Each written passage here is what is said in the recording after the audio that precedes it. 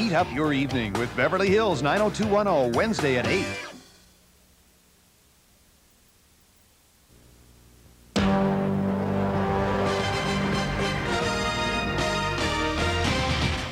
Prison terms for the death of a 3-year-old boy. A Montreal protest for American human rights activists. And Pulse goes to camp. Good evening. Bill is off this week.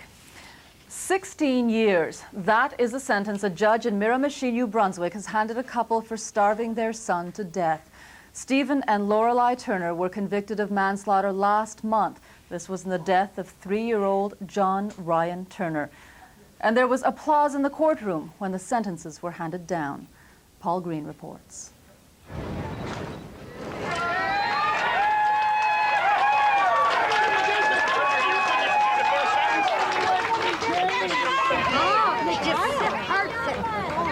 To see that happen in the Miramichi.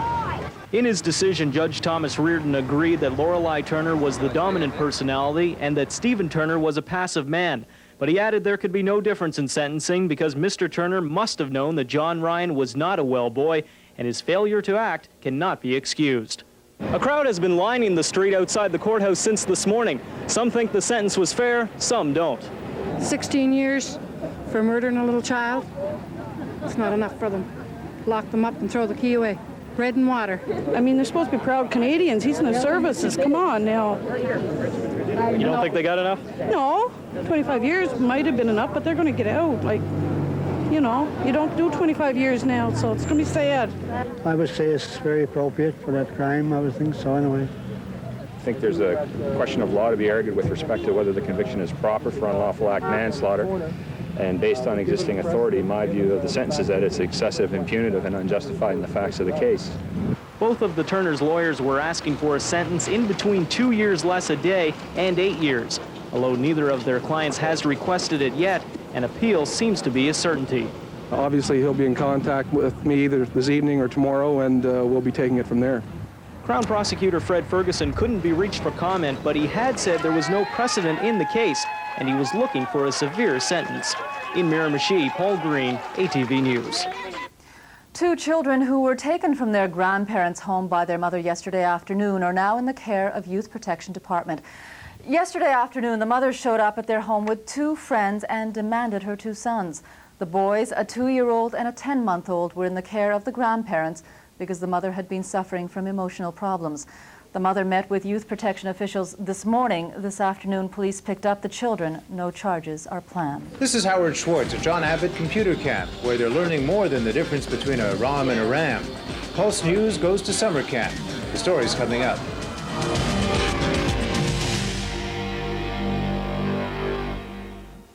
A man who was trying to rob a bank was shot dead by a security guard earlier today. Around 3 this afternoon, a man entered the Banque Nationale at 3571 Ontario armed with a knife. A bank security guard says the suspect tried to attack him. The guard fired 1 shot, striking the suspect. The suspect was pronounced dead at Notre Dame Hospital. And 2 men were charged with murder today in connection with a death overnight in Montreal. Police discovered the body of 37-year-old Jean-Pierre Lalonde tied up in a blanket inside an apartment, this on St. Patrick's Street in Point St. Charles. Investigators say it appears the victim was strangled. 2 men, Louis-Martin Thibault and Eric Daou, were arrested at the scene. A body was found in a truck in a lake in Rougemont around 4 p.m. this afternoon. Sûreté de Québec officers are on the scene right now. They're trying to determine the cause of death.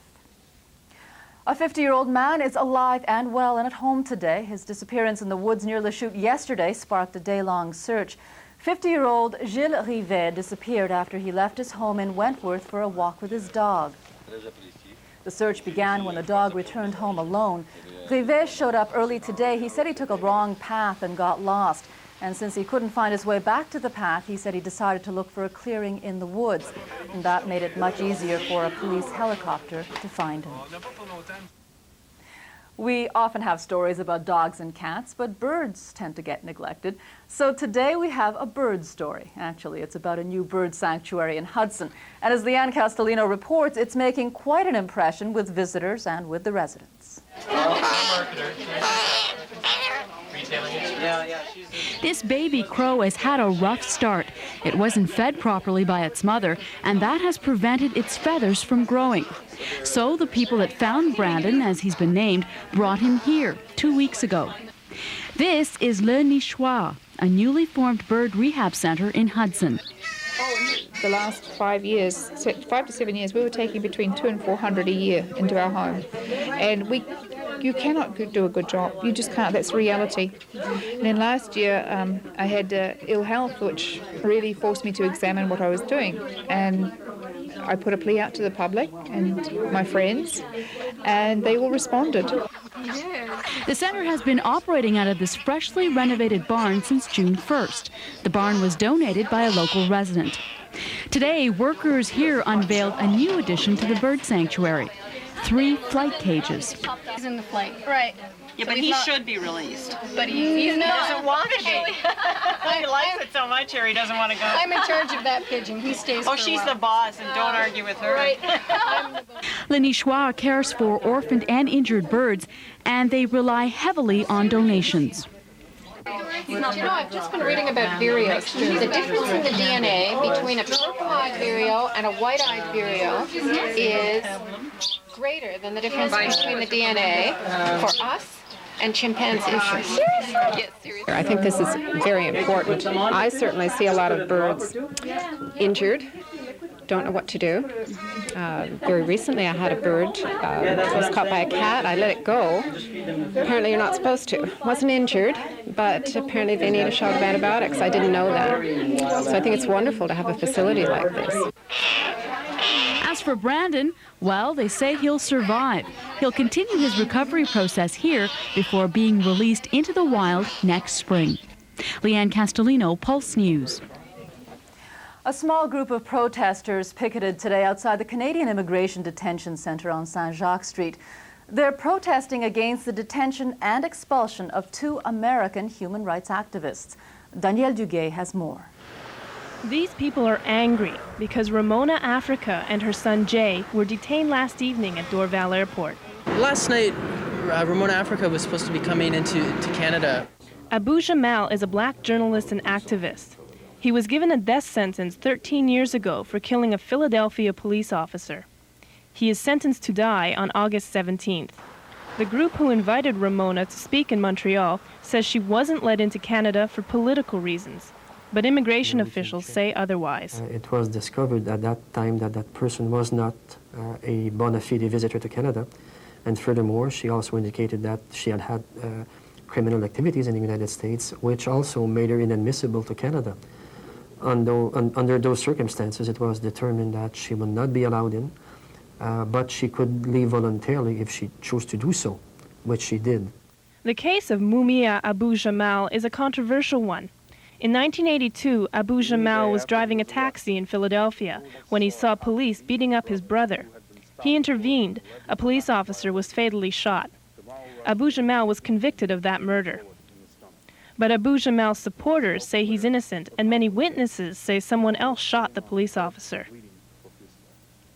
Abu Jamal's supporters call him a political prisoner because of his involvement in the Black Panthers and sympathy for another black consciousness movement. Immigration officials say Ramona Africa can apply for a special permit to re-enter Canada. But with Abu Jamal's execution date quickly approaching, it's unlikely she'll try. Danielle Duguay, Pulse News. Tonight we begin a series called Pulse News Goes to Summer Camp. And we start the week with a story about a computer camp out at John Abbott College on the West Island. Howard Schwartz tells us about it. Most folks would consider a good baseball game standard fare at summer camp. But what if you don't like to play baseball? You can make a baseball game and watch it on the computer. It's better, because I don't really like playing sports. Welcome to computer camp. For these campers, the computer workshops are every bit as entertaining as a game of ball. They're learning how to create graphics, animation, even video editing.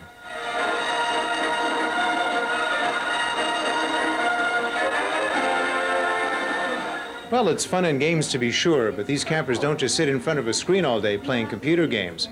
They're learning a combination of science and math and arts and crafts and people skills, too.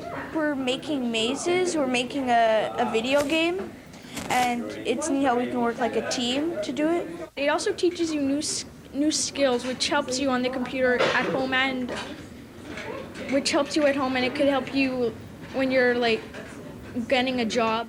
Some of the campers arrive with no computer smarts at all. Others are return campers with plenty of online experience. During the school year, their computer time at home is limited, only after homework. So when they're cut loose to create with these computers, they're like kids in a candy shop. It's like you learn and you play at the same time. The main point in this computer lab is that they get hands-on experience with professional software. They get their feet wet with it and they know how to work with it in real life. They do not spend all of their time in front of the computer screen. Here, when they're in the computer lab, they gain the computer skills. Afterwards, they go and do some sports for the same time period that they're in the computer lab. So this is really an exercise in balancing interests. The interest of parents who think kids should spend time outdoors during the summer doing things like a treasure hunt. Yeah, some of these clues are pretty tough. And the interests of the kids, getting as much time as they can during the summer, playing and learning with one of the most powerful adult tools on the planet. Howard Schwartz, Pulse News. And a special attraction for teenagers. It opened today at Ile Notre Dame. It's called Le Monde de Vrai, and it's full of both familiar and unusual games to try out. $5 gets you into all the activities. There are about 12 activities in all. They range from video games to bungee jumping. And everything will go on at Ile Notre Dame until August the 6th. And coming up, keeping watch on a new addition at the Vancouver Aquarium.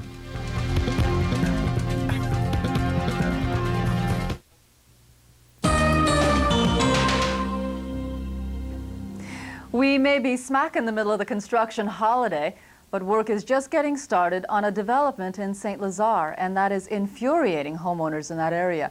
George Alexander reports. St. Lazare likes to promote its sense of harmony with nature. Trees are everywhere, from the streets to the city logo to the names of new developments. That's why these residents are so upset about losing hundreds of trees almost overnight. Wednesday, they came with the big caterpillars and started digging out the trees. So at that point, everybody started wondering what's happening here. So I called the city to find out what was going on, and they told me that they were going to build condos. So that was a shock to me. Oh, I could have cried. I could have cried. This is what Janice Quinn's backyard looked like, and this is now what's left. She suspects the work starting during the construction holiday was no accident. They knew they would get opposition to what's going on back there because, I mean, they're right on people's back doors. And it's unfortunate because, you know, that's not the area that we moved into. City Council has a bit to account for, I would think. No one was available for an on-camera interview either here at St. Lazare City Hall or from the construction company, although both sides are promising to look into the matter. Moret's now circulating a petition and hoping her city councillor will help fight the new condo project. He was really appalled with what was happening, and everybody's on holidays. That's what he said. He said, you know, they're taking advantage of this. As the work continues, these people plan to take on City Hall here at the next council meeting. But whatever happens, these first-time homebuyers recommend you think twice and get assurances in writing before buying a home near a vacant lot. George Alexander, Pulse News. Alberta Premier Ralph Klein says there's no way he would agree to economic and political ties between Canada and a sovereign Quebec. He's the first premier to challenge Premier Jacques Parizeau's position that an independent Quebec would maintain political and economic links with Canada. Klein says the only way to reap the benefits of Confederation is to stay in Canada. And after cutting provincial spending by more than $1 billion last week, Ontario Finance Minister Ernie Eves has told his fellow cabinet ministers that it's now their turn. He says they're going to have to cut their budgets by $500 million to reach the target of $8.7 billion for the current fiscal year. And now for a look at the day's markets.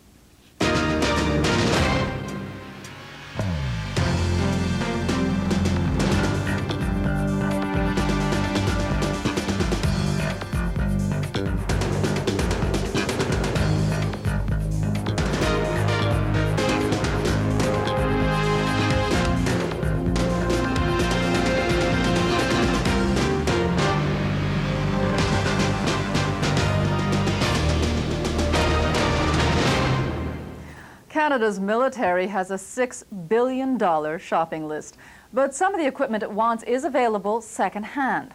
Tomorrow, the federal cabinet is going to look at how much it should spend and where.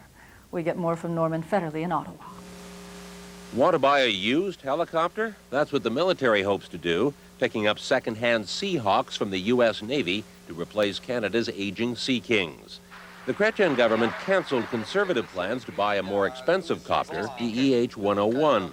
But the Sea Kings are in such poor shape that a replacement can't be put off much longer. Second-hand subs are also on the list. The cabinet will look at a plan to give the British free military training in Canada in exchange for almost new British diesel-powered submarines. Also on the shopping list, new armored personnel carriers, which could be used in UN operations such as Bosnia.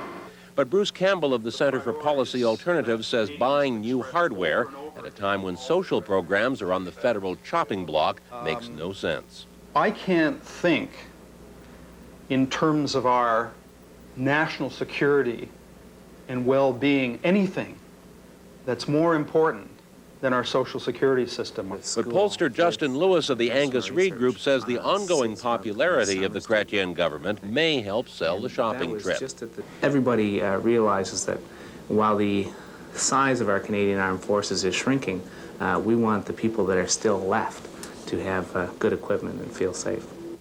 The military say they've already taken their share and more of government spending cuts. The new helicopters, submarines, and armored personnel carriers, they say, are not a wish list, but the bare necessities. Norman Federley, CFTO News, Ottawa. If you've had a busy or a stressful day, then there's really nothing wrong with feeling a little sleepy in the early evening. But there are people who feel sluggish during most of their waking hours, and the problem could be starting at bedtime. Medical reporter Howard Schwartz explains. Ronnie Talk thought his daytime sleepiness was a symptom of stress and aging.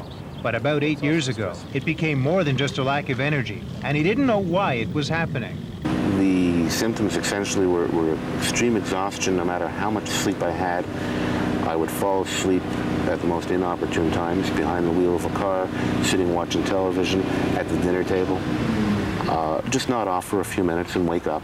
The turning point came when his wife told him about a documentary on a sleep disorder in which patients would stop breathing during their sleep. And I said, well, people don't stop breathing, they die when they do that. And she said, well, no, that's exactly what you seem to be doing. So we checked it out.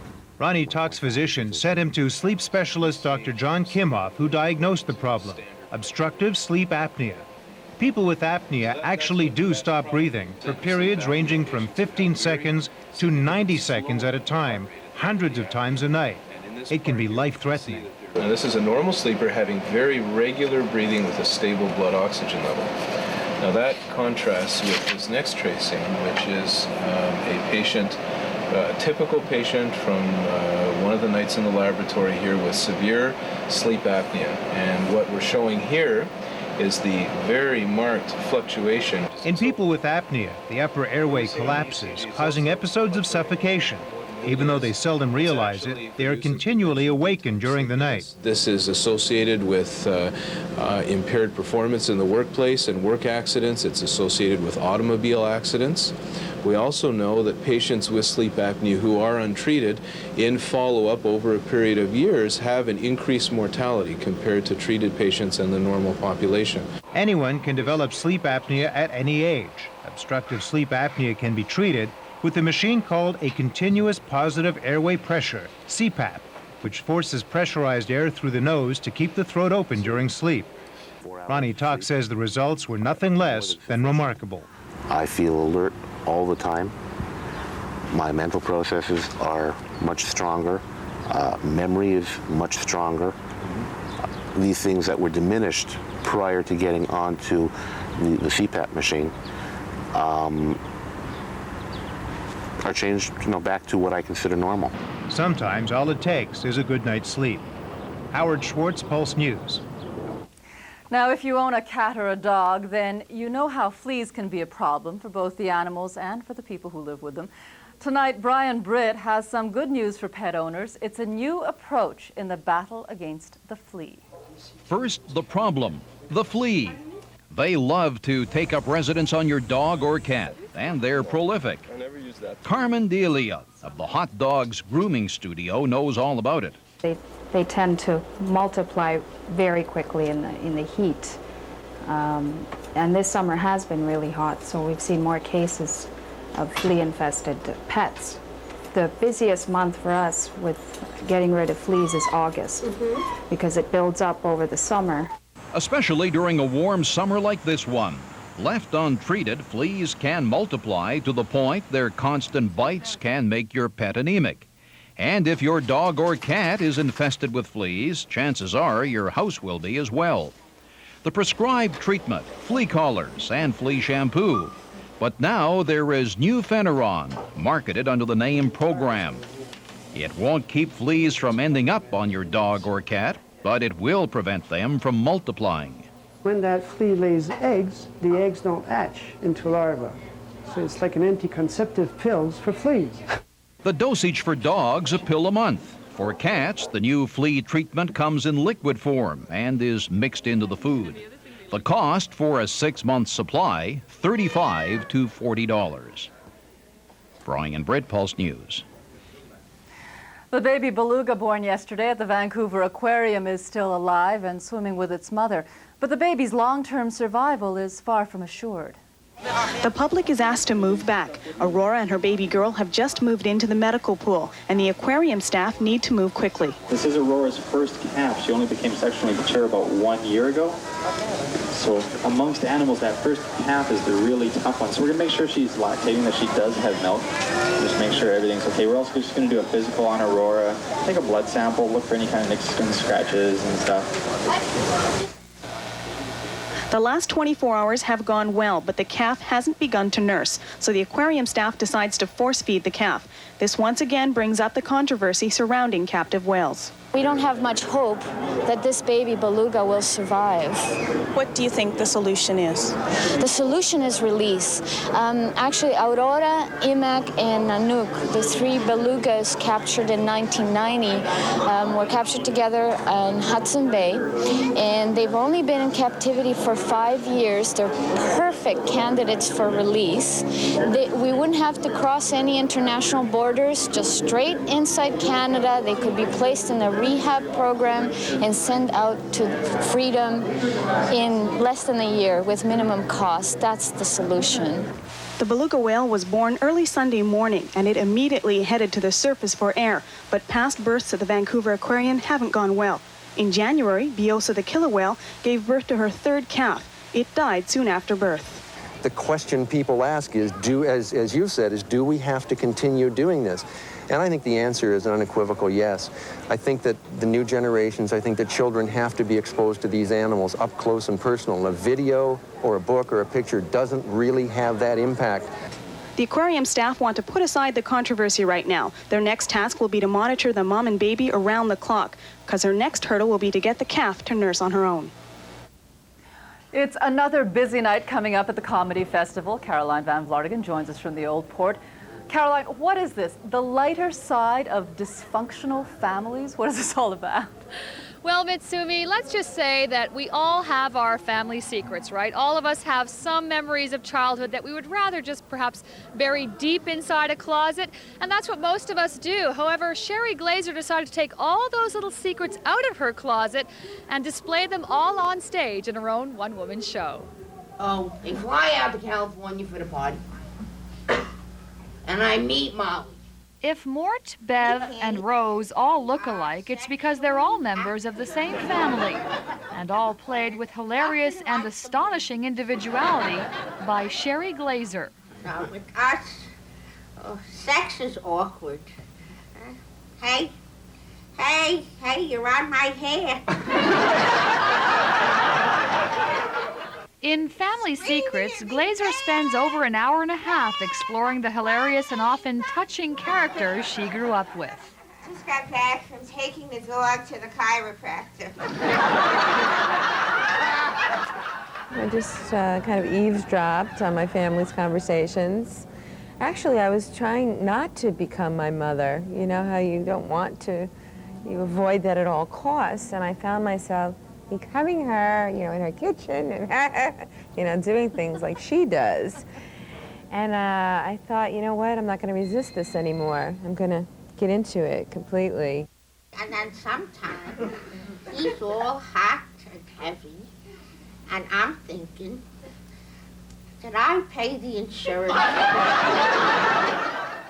Written by Glazer and Greg Howells, Family Secrets has the distinction of being the longest-running one-person off-Broadway show and has won several awards. The Just for Laughs run will mark its Canadian debut. Everybody who comes to see the show, I don't care who they are, cultural backgrounds, age, they love it because they have family, and this is what it's about. She says, Daddy, I'm in love. I said, terrific. Right? It's not the first time. She says, no, she says, I'm so excited. She says, we're coming out to California for your anniversary so you can meet her.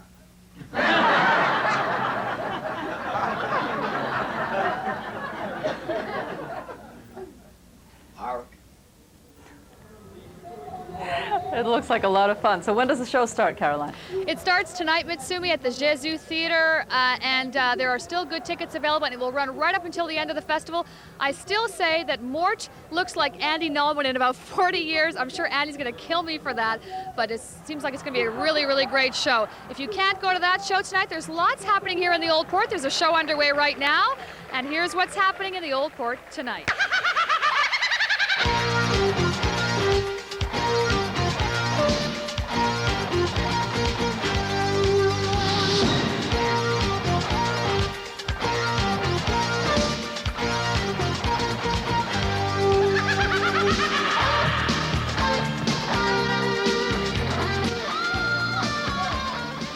And so what else is going on tonight, Caroline?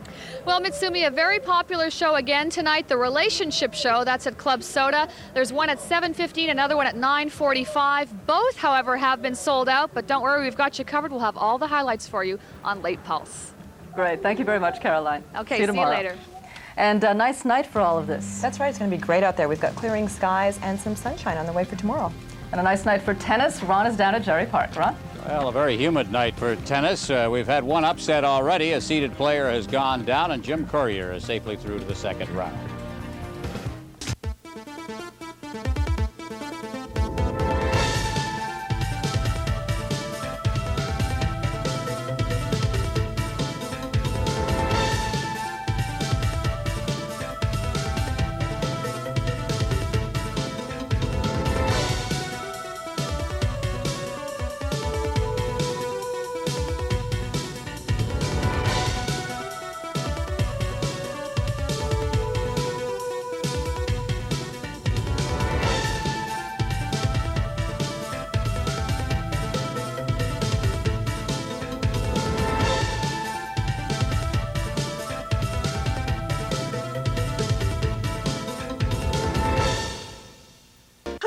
Bigger isn't better, and there's no doubt about it. Nothing is bigger than Coho's famous below-cost sale. Save up to 90%. Women's Bermuda shorts, $9.99. Printed tank tops, $4.99. Fabulous linen blend coordinates, $9.99 each. For men, Coho's has printed Bermuda shorts, $6.99. Brand name T-shirts from $7.99. Cotton linen shirts, $9.99. Coho's famous below-cost sale, up to 90% off. Hurry into Coho's biggest sale of the season.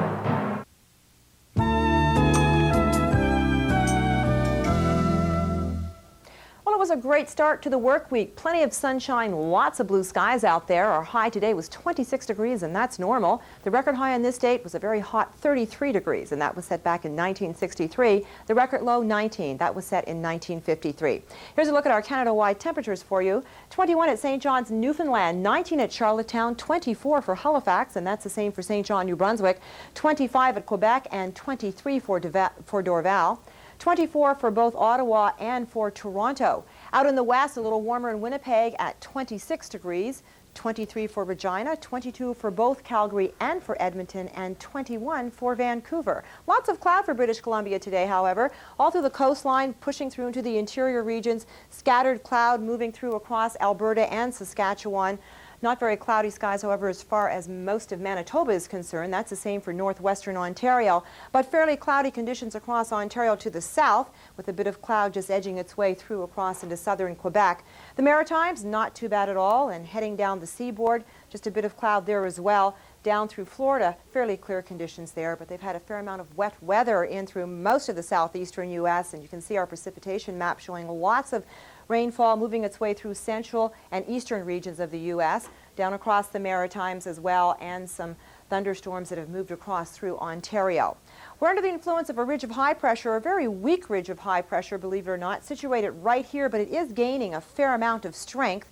We have a trough extending its way through across Ontario, slowly moving its way towards us, this low-pressure system crawling through. We've got some cloudy conditions expected in the early evening hours for tonight as a result of that, but then clearing overnight as another ridge of high pressure will start to slide its way in.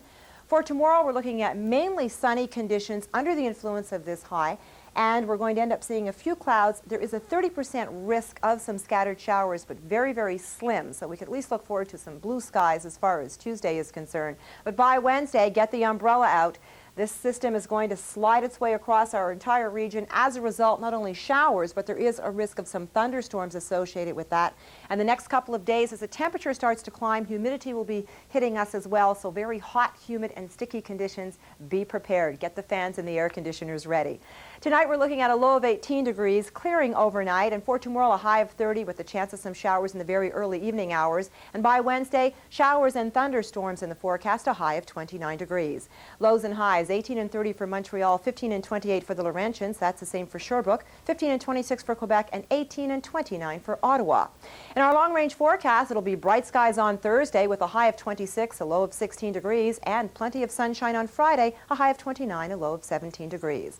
Right now, it's 25 at Dorval, 26 at Saint-Hubert, 25 at Ottawa, 24 at Saint-Jovite, and 25 at Trois-Rivières.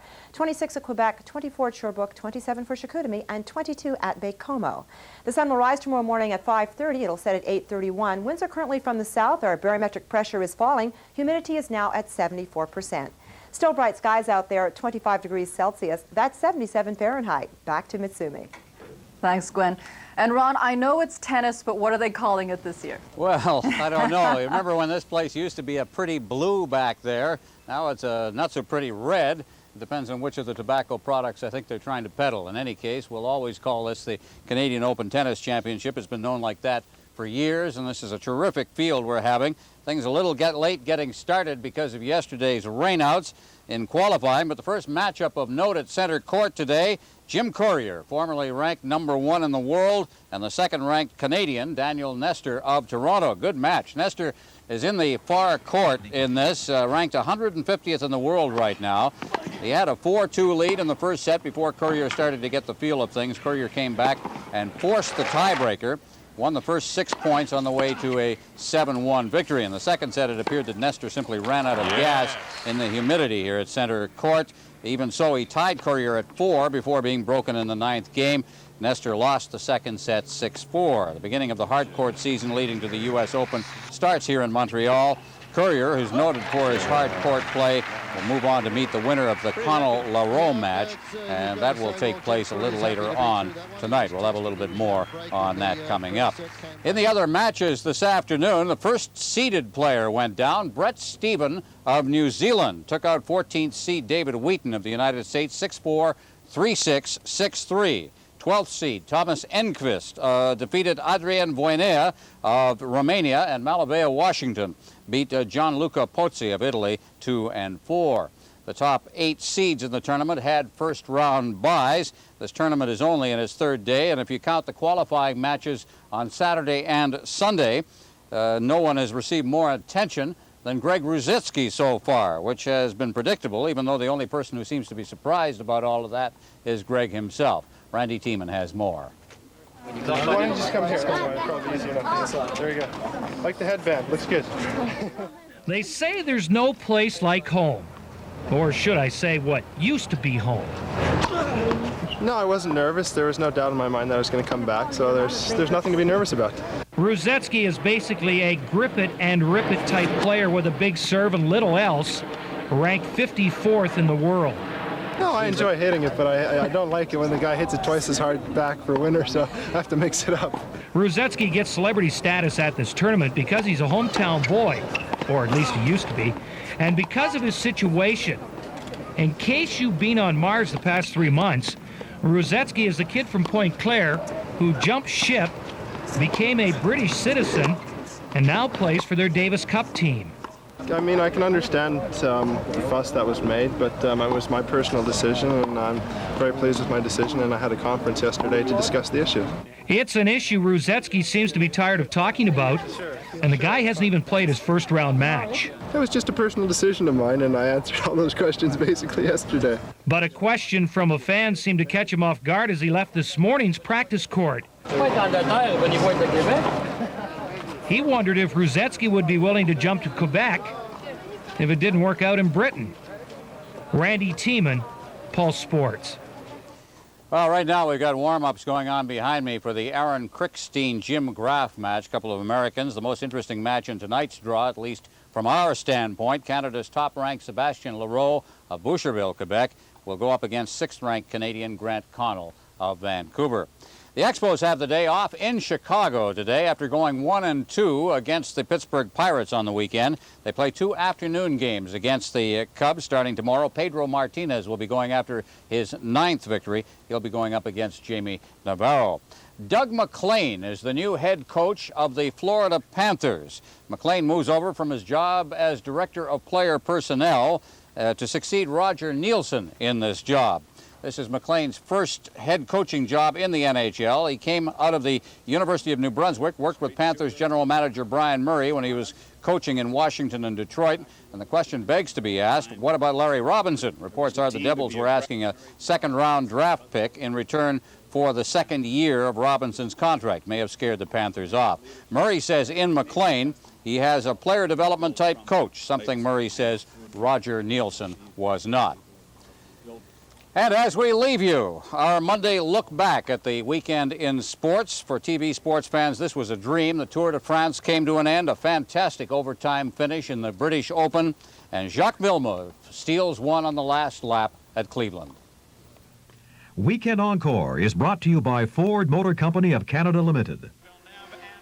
Villeneuve certainly had better handling cars. He battled understeer the whole afternoon, but Villeneuve is also a racer, and when it came to push with Robbie Gordon, Jacques was quite willing to shove, even if it meant plowing up the Cleveland Airport lawn at 180 miles an hour.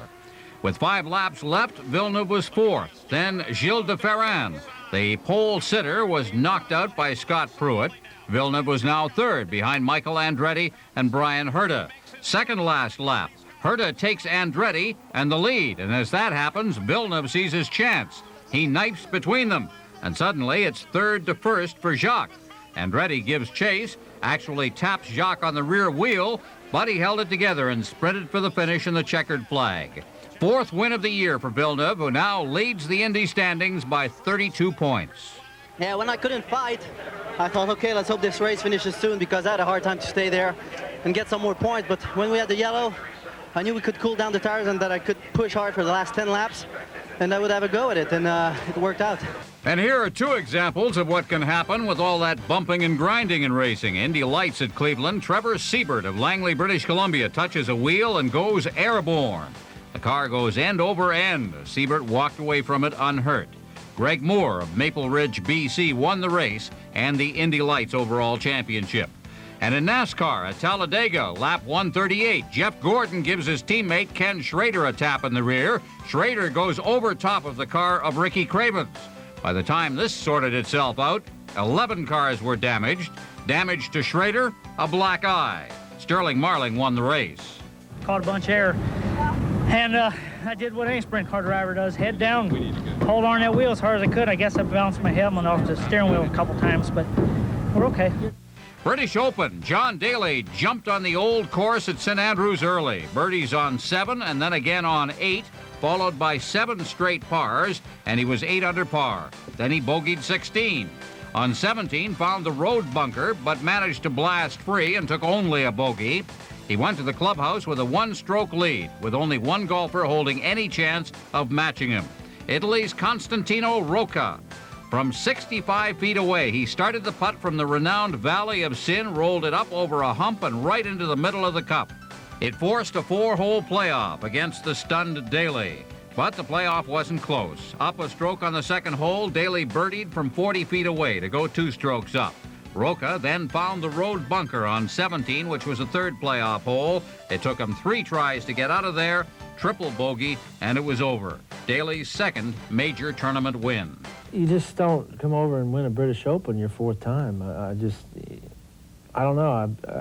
Muirfield was the first time I'd had any experience of any type of golf the way it's supposed to be played over here. It was the first time I'd ever played golf that way. I mean, I'd never heard of landing some shots 50 to 100 yards short of the green and watching it roll up, or aiming in other fairways that, that don't exist at home. And it's just a wonderful feeling knowing that I did it. It may not have been as dramatic as the Cleveland Indy or the British Open, but the achievement will go down as one of the greatest in sports history. Miguel Indurain of Spain won the Tour de France yesterday for the 5th time in a row. Indurain controlled the race starting the second weekend, when he won an individual time trial followed by second-place finishes in 3 different types of stages. He wore the yellow jersey through 13 consecutive stages, right through yesterday's final ride before 500,000 fans down the Champs-Élysées in Paris. His final margin of victory was 4.5 minutes over Alex Zülle of Switzerland. Third was Bjarne Riis of Denmark, almost 7 minutes back. Only 3 others have won the Tour 5 times. Nobody had ever won it 5 times in a row. What are your plans for this summer? Dreaming of an affordable vacation? Let the Travel Video Library help you plan that perfect holiday. Treat yourself to the taste of Prince Edward Island lobster. Explore Nova Scotia's scenic Cabot Trail. Visit the friendly fishing villages of Newfoundland. For these 3 travel videos, call now 1-800-567-4381 to order your Atlantic Getaway video package. Bon voyage. Trust me, he said. This is going to be an adventure, my friend. And that's where the trouble began. I don't want to surf. You'll be in Sports Illustrated. You'll be in Spinal Cord Monthly. Molson Canadian, get serious.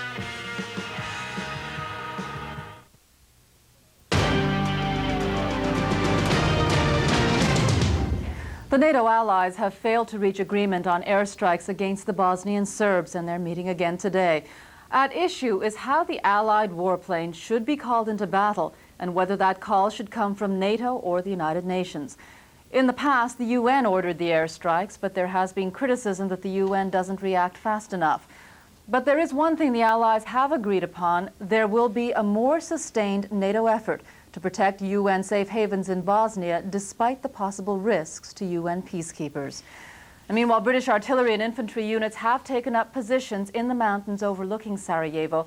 They are part of the UN's Rapid Reaction Force, whose job is to defend the peacekeepers in the Bosnian capital.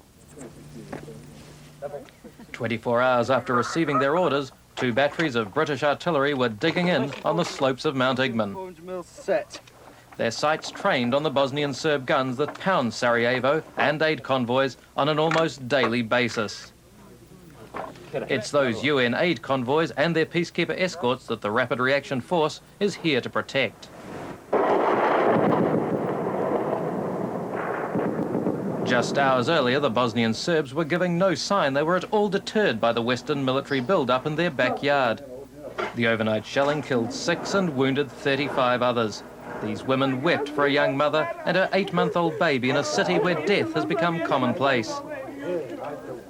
French armour joined the UN military build-up on Mount Igman. Their vehicles are in standard military colours rather than the usual UN white, because, said the French, white means surrender. The deployment of the Rapid Reaction Force is the first visible evidence of the Western Allies' decision to get tough in Bosnia.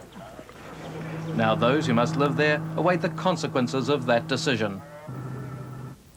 And in Montreal now, a group of Canadian peacekeepers has just arrived home. This was after a stretch in the Bosnian trouble spot of Visoko.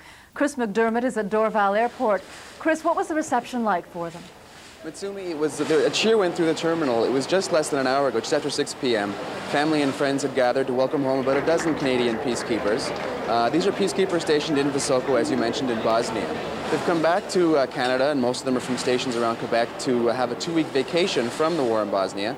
And while they're very proud of the work they're doing over there, they're also all very happy to be back.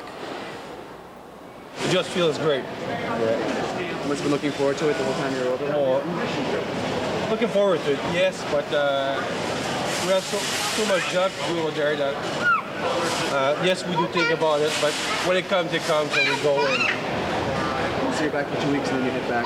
Exactly. Well, we minded for that. Like, we know we have to go back, and we know what we're there for, and we know it's huge. It's just great to be here, though. Good. We're here for approximately 16 days on holidays to visit our families. I think we're going to enjoy it. Any big plans for your time off? No, not necessarily. We're going to stay in the area and enjoy being with the family for these few weeks, and then plan to return and visit them. How do you find the work you're doing over there? Challenging, interesting, and worthwhile. At Mutsumi, they'll be back in Quebec for about 2 weeks to spend time with friends and family, as they mentioned. But then it's right back to Bosnia, and they'll be back to the war over there, once again representing Canada as peacekeepers. Mutsumi? Okay, thank you very much, Chris. A suicide bomber struck in a suburb of Tel Aviv today, blowing up a bus, killing 6 people and injuring more than 30 others. The militant Islamic group Hamas has claimed responsibility. Israeli Prime Minister Yitzhak Rabin has suspended peace talks with the PLO until after the funerals of the victims of the bombing. The bomb exploded at the height of the rush hour. Police say the suicide bomber was a passenger. Dozens of casualties were raced to nearby hospitals. 6 people were killed. The bomber was among them. Police had the grim task of collecting body parts from the wreckage. Others ensured there were no further bombs left in the area. Many of the victims were in shock. This was the second suicide attack in Tel Aviv in a year, clearly aimed at killing Israeli civilians and prospects for peace between Israel and the Palestinians.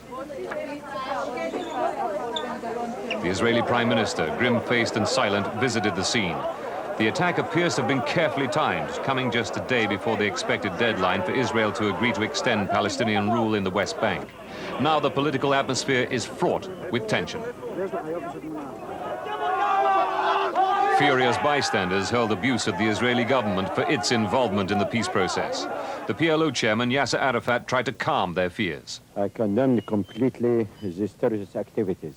This is an attempt to sabotage the talks and the peace process. But these scenes make fruitful peace negotiations almost impossible. Islamic militants know that, as do right-wing politicians from the Jewish state. Russian and Chechen negotiators have resumed peace talks in Grozny, that's the capital of the breakaway republic. Officials say they are hopeful the 2 sides can sign a joint declaration today. The protocol would pave the way towards a more formal treaty. There are reports the United States has offered to mediate between rival factions in northern Iraq, this to try to end months of armed conflict there. An Iraqi Kurdish group says the U.S. State Department has called for an end to the fighting that has split northern Iraq into rival zones. It's estimated that some 3,000 people have been killed in that area in the past year. And a huge fire has destroyed forests around Athens, and that's caused what's being called immense environmental damage. Officials say about 10,000 acres of forest was destroyed in 3 days of fire. It's believed the fire was started deliberately to make way for development. The fires mean more air pollution and floods for Athens, which is already one of Europe's most polluted stories. And we'll be right back.